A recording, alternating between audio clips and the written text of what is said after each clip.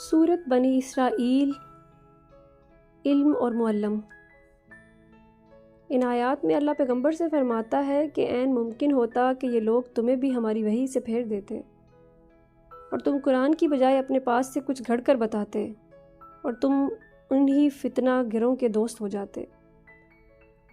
لیکن چونکہ اللہ نے نبی کو ثابت قدمی سے نوازا تھا تو آپ صلی اللہ علیہ وآلہ وسلم حق پر قائم رہے، اور اللہ یہ بھی کہتا ہے کہ اگر تم ذرا سا بھی حق سے پھر جاتے تو ہم تمہیں دگنی سزا دیتے اور تمہیں ہم سے بچانے والا کوئی نہ ہوتا۔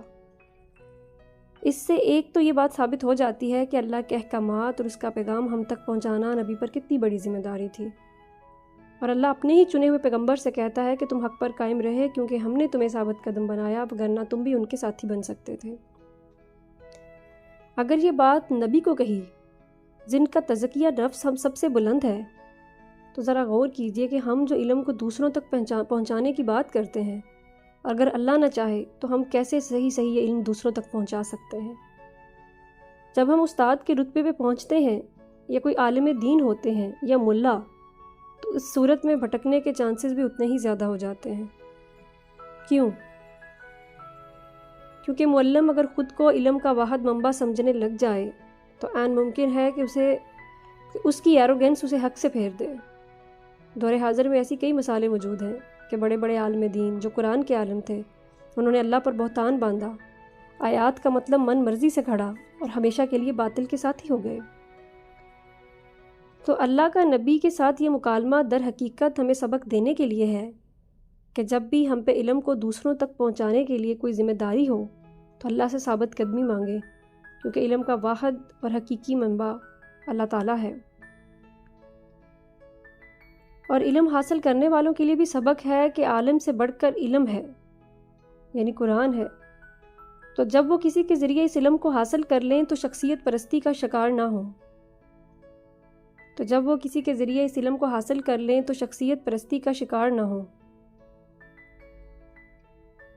عین ممکن ہے کہ علم دینے والا کسی وقت بھٹک جائے اور آپ بس اسے عالم سمجھتے ہوئے پیچھے پیچھے چلتے رہیں۔ حق کا علم حاصل کرنا ہے تو شخصیت پرستی سے خود کو پاک کرنا ہوگا۔ استاد یا عالم جو علم پہنچا رہا ہے اس علم پر غور کرنا ہوگا۔ آج ہمارا رویہ کیا ہے؟ ہم فلاں عالم کو سنتے ہیں، انہوں نے یہ کہا ہے تو بس حق ہے۔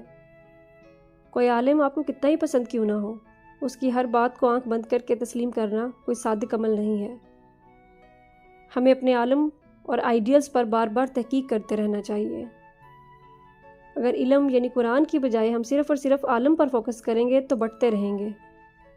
ہمارے مختلف مسلکوں کے عالم نماز کی تلقین کرتے ہیں کیونکہ وہ سمجھتے ہیں کہ یہ اللہ کا حکم ہے، لیکن اسی قرآن میں اللہ کا یہ حکم بھی ہے کہ اللہ کی رسی کو مضبوطی سے تھامے رکھو اور آپس میں تفرقہ نہ پھیلاؤ۔ لیکن اللہ کا یہ حکم مختلف مسالک کے لیے ثانوی تو دور کہیں اہمیت ہی نہیں رکھتا۔ اب یہ کیسا رویہ کہ اللہ کا ایک حکم تو مانتے ہیں مگر دوسرا جھٹلاتے بھی ہیں اور چھپاتے بھی ہیں۔ دین میں شخصیت پرستی کی کوئی جگہ نہیں ہے۔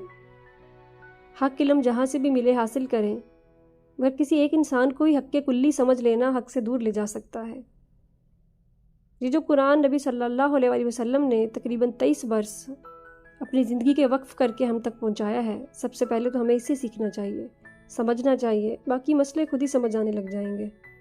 لیکن ہم سب سنتے ہیں، سب پڑھتے ہیں، لیکن قرآن نہیں پڑھتے، کیونکہ ہمارے ذہنوں میں یہ بات بٹھا دی گئی ہے کہ قرآن بہت مشکل ہے اور ہم اسے پڑھ ہی نہیں سکتے، جبکہ اللہ نے قرآن میں بارہا ذکر کیا کہ ہم نے تم پر یہ کتاب آسان بنا کر نازل کی تاکہ تم سمجھو۔